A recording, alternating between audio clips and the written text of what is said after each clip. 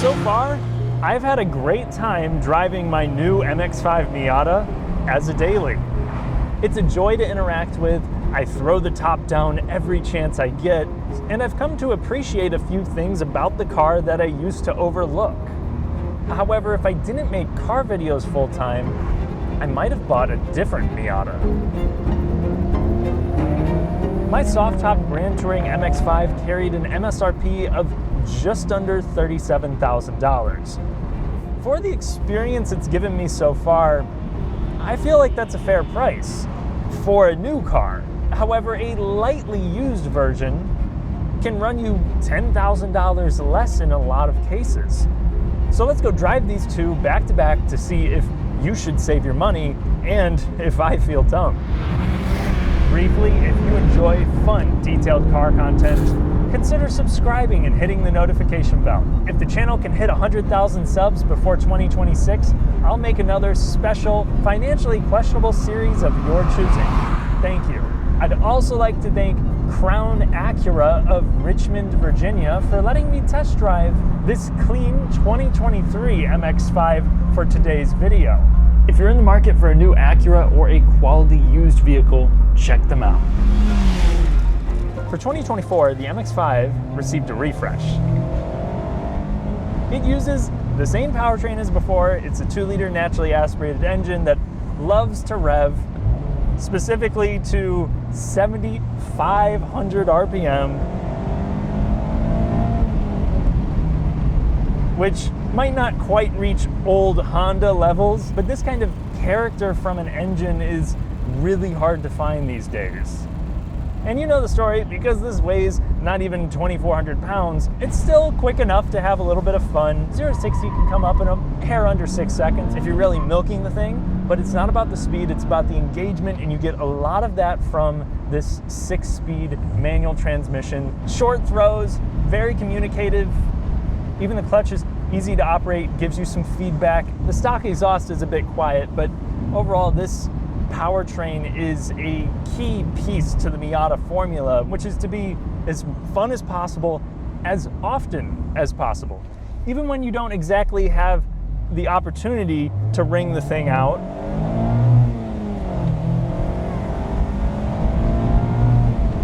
Just going through the gears is mechanically satisfying, and of course, if the weather permits, dropping the top is going to make you feel all that more involved in the experience. And the beautiful thing is, all of the things that I've said so far will basically remain true no matter which generation of Miata you choose.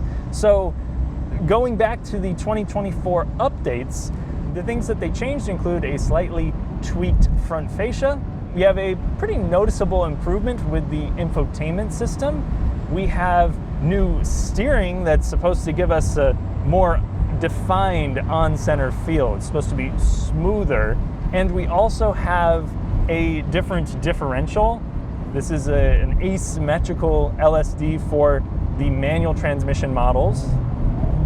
The idea with this was that the ramp angles were different. It's supposed to be more predictable when you're entering a corner.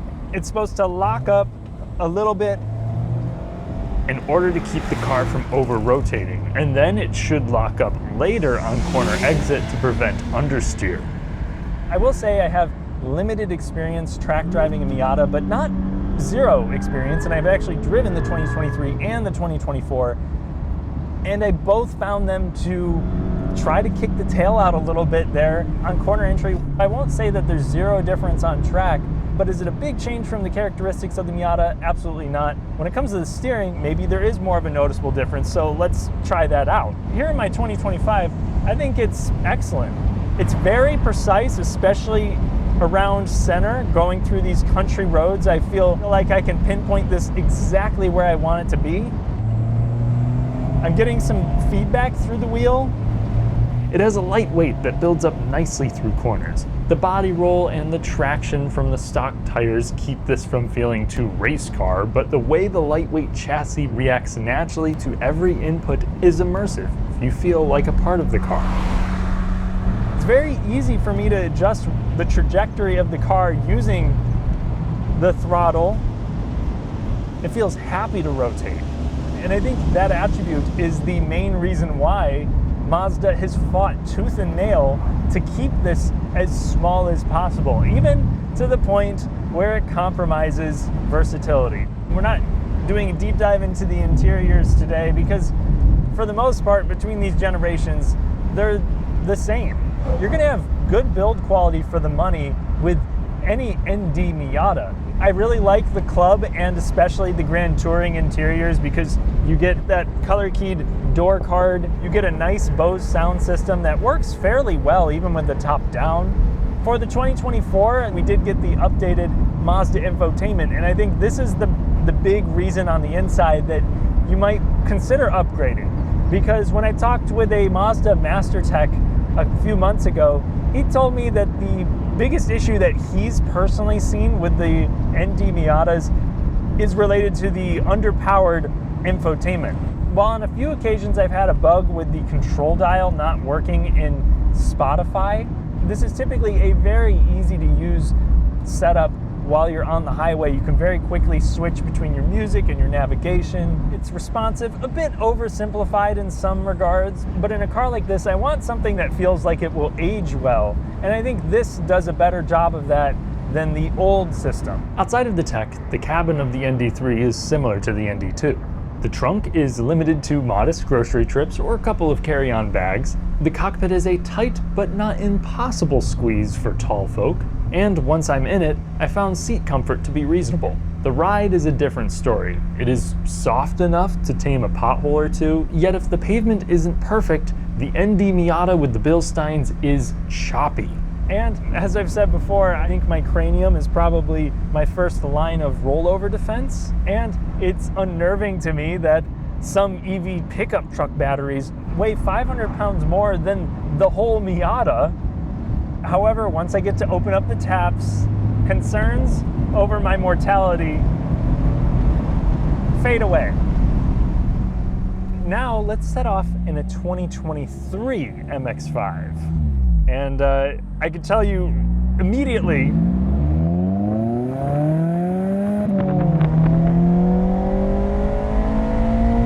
there are a few modifications done to this particular one, a couple of which I was thinking about doing myself. So let's discuss those really quick. First, this does not have the stock airbox, which means that you're gonna get in a little bit more induction sound. And we also have an aftermarket exhaust.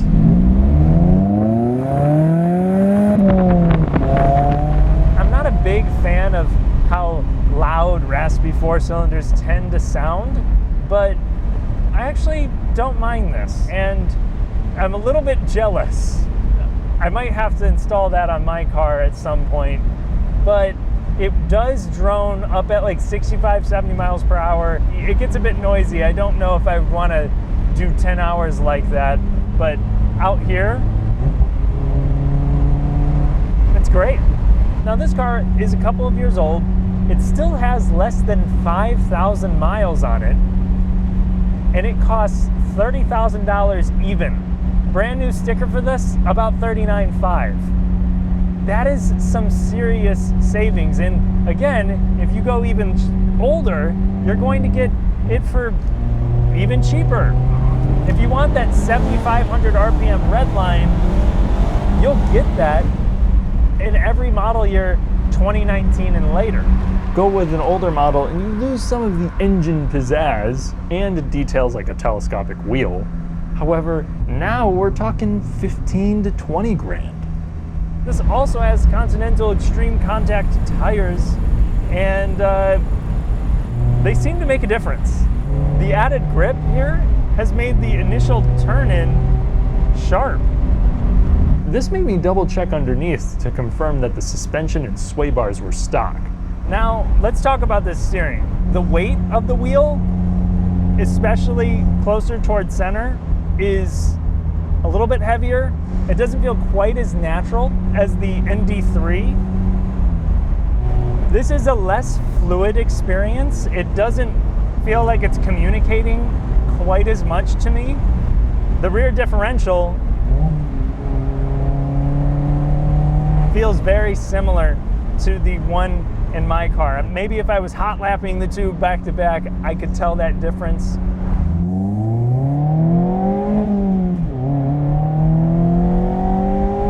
And while I do feel like the difference in steering is more noticeable than the differential, I think for most people, you're going to have an absolute blast with either of these cars. For the dedicated track beast / weekend fun car, it's hard for me to recommend paying substantially more for slightly better steering and a more fine-tuned differential. Especially considering a lot of the people who buy Miatas don't put a whole lot of miles on them, so you can find really well-kept examples with no problem. However, for the person who's looking to rack up a little bit more miles on it, whether it be as a daily or maybe a fair weather daily, I think the scale starts to tip back in favor of the new car. So first, the infotainment system here, you're going to have wired CarPlay as standard. Yes, you can get an adapter that will give you wireless function if you want it, but you also have USB-A ports, and this interface itself, again, is just simply inferior to what you're going to get with the new car. The backup camera also has laughable quality to it. It looks overexposed, like it was just hit with a flashbang. And when you're buying a car to drive daily, you might also appreciate having the freshest warranty. And lastly, we've had a decent amount of transmission failures, especially with the 2022-2023 model year range. It seems like just a quality control issue, as a lot of people are just experiencing these failures super early on after babying the car. And so far, I haven't seen similar reports of that happening to the ND3 cars.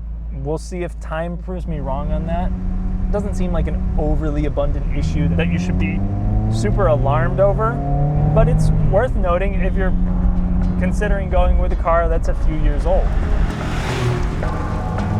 While I wouldn't say any one change that was made for the ND3 refresh was particularly earth-shattering, when you add up all of the subtle enhancements, you are left with the car that I think is worth more money, but only to the right person.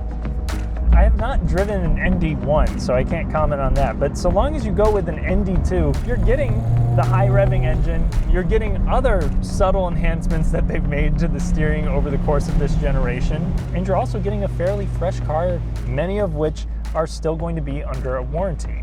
If you can find one in the spec that you want for potentially 5 figures less than the new equivalent, it sounds like you're getting one hell of a bargain, or you're going to have a lot of money for modifications. However, if the money factor is maybe the fourth concern to you, I would go with the new car. Not only for the car itself, but also to support Mazda for building a vehicle like this. Now to answer one question for myself, would I buy a car like this instead of my own if I wasn't trying to make content? Well, because I would probably still need to use the car on a daily basis, I think I would actually go with the ND3. Let me know which one you guys would choose. Thanks for watching. And thank you to my channel members for helping me improve my content. Consider joining for additional videos. I'll catch you in the next one.